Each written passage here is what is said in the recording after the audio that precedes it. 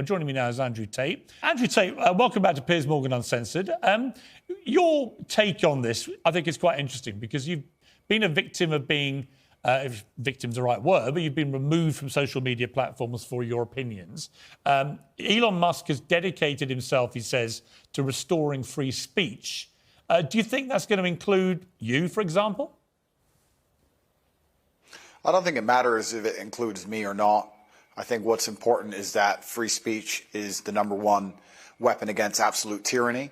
And although you cannot have complete free speech because then conversations completely break down into asinine insult fests, I do like the idea of the changing of the guard when it comes to control over information. Is it possible, Andrew Tate, to actually police something like Twitter, to be a platform for genuine free speech? Or is it so toxic and tribal now that whatever happens, you know, before we had all the people on the right screaming away that they were being no platformed and so on. Now you've got all the people on the left screaming that they're being diminished in some way. It's very tribal, very toxic. Can Musk cut through that? And if so, how? Yeah, it's going to be extremely difficult. There's always going to be one group of people who are extremely unhappy, but I think that anybody who's perspicacious enough to understand the truth of what's been going on in the world recently will know that the left and their narratives have certainly been protected for a very long time. And the universe has swings and balances, and God often restores balance to the universe, and perhaps it might swing the other way for a while. I truthfully am a person who believes that all points of view are extremely important, because as soon as you block points of view, you have absolute tyranny. And in a way, it's sort of self-defeating, isn't it? Because you carried on getting huge attention. It was interesting to me that when you came on the show, for example, we've had, I think, nearly 6 million people have viewed the whole interview that we did, which is a huge number of people, certainly far higher than watched it on conventional television. So you have a whole world out there online which operates away from social media platforms. Yeah, I've been very, very successful in spite of them, but not many people can do that. I'm in a pretty unique position, but I think that everybody needs a voice to a degree, and social media platforms are now the most important platforms on the planet. They control information, and they influence real-world decisions, and they influence people's perception of reality. The last few years of COVID have been a perfect example of what happens when you censor one side of the argument and you only allow one point of view to be purported by the matrix in and of itself, and that's how you end up in tyrannical situations. I think you were just discussing that, Piers. Yeah, and I think that's a perfectly valid point.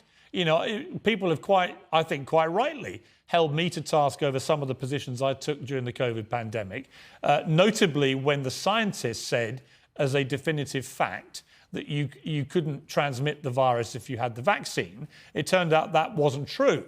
And I based my observations on that supposed fact and said, right, well, in that case, if you refuse to be vaccinated, you shouldn't get the same rights as people who've been vaccinated. If it's true that if you're unjabbed, you can pass it on. It turned out, actually, there's not much difference whether you've been vaccinated or not. And at that point, I changed my mind. But I felt that there were a lot of people who were being deplatformed from Twitter at the time for questioning the validity of scientific statements, and there would then be a complete U-turn. So I do think it was a very interesting period, actually, for testing what free speech means. It was actually worse than that. You're right, Piers, but it was actually worse than interesting, because what happens is when you censor an entire side of the argument and only allowed one side of the argument to have a voice, you are changing reality in real time. You are shaping the world. The only reason that scam continued as long as it did, and the only reason people didn't get to see their own parents get buried, and the only reason people sat and missed cancer appointments because they were scared of the common cold, was because they were censoring anybody who said anything contrary to the purported version of events that the mainstream media decided they want the entire world to swallow. It's beyond simply interesting, and it's beyond simply funny or coincidental. Yeah, I will challenge you on one thing. It's not the common cold, right? COVID-19 has killed 6.6 million people. It is one of the most deadly viruses, certainly of our lifetime. So it wasn't the common cold, but I do think it is completely justified for people to say we should be more cautious, I think, about accepting during fast-moving pandemics the word of scientists as being sacrosanct, because on a number of things, from the use of masks to the efficacy of vaccines in preventing transmission, they did massive U-turns. I've read enough history books to know that the people who do the censoring are never the good guys. And they've been censoring a lot of arguments for a very long time in the name of good. They are weaponizing virtue, and it's always in the name of tyranny. Anybody who is out here trying to silence an entire side of an argument on any subject, whether it's COVID-19, immigration, anything else, they are the evil people who are out for absolute mind control of the populace. And they should be feared. I certainly agree. I certainly agree that I think the healthiest thing for any democracy is for all views to be aired and debated. We seem to have lost the ability to debate. You know, when I interviewed you, yeah, we had a few fractious moments, but actually, I thought it was a pretty spirited debate between people who perhaps had, you know, preconceived views of each other. And I've got no problem interviewing you now about these because I think you have an interesting take on this stuff.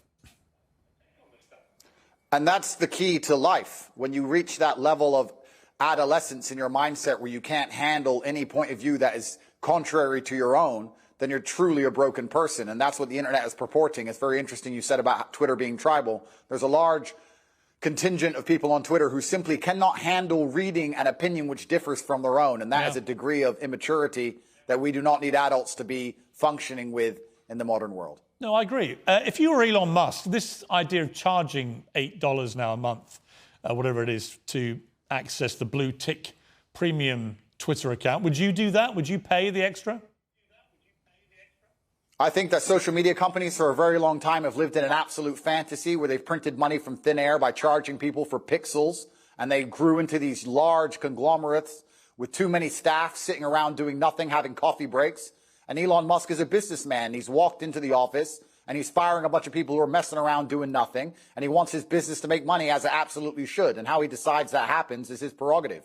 I don't see why we should sit and accept that a website needs 200,000 people sitting around discussing in long meetings, sitting on beanbags about policy of human rights of some garbage, when he's come along and said, no, I'm a businessman. We're going to charge for our service. We're going to reduce the number of staff. And we're going to be a functional, coherent company, as they should be. And it's his prerogative to do it, as he's bought the company. I think he can do whatever he wants. Yeah, I mean, I don't disagree, because I remember the appalling censorship of the New York Post exclusive about Hunter Biden, the son of the president, about his laptop. This is 3 weeks before the election that Joe Biden won. He was heading, you know, to a possible victory, but it was tight. And that story, they reckon, could have tipped it either way. But it was completely suppressed and censored, starting with Twitter, then Facebook, then others. Twitter literally locked out the New York Post account for 2 weeks for breaking a completely true story. I thought that was shameful. It's worse than shameful. It's worse than shameful. When you control information, you control the real world. They affect the real world in real time. They are genuinely affecting the reality people live in. They are not just a company. They're not just a social media platform. It affects absolutely every single person on the planet when it changes who is elected. I don't want to comment specifically on Hunter Biden or the laptop. I would never kill myself. But I don't think it's fair that they would hide certain key information that close to an election. And the fact that they've done that was done specifically to affect the world that we all live in. And we all have to suffer the consequences of those things. So to sit and say that these companies can just do whatever they want and they're private, etc. No, free speech is beyond important for democracy. It's important for the reality that we exist under. Andrew Tate, thank you for joining me. I appreciate it. Thank you, friend.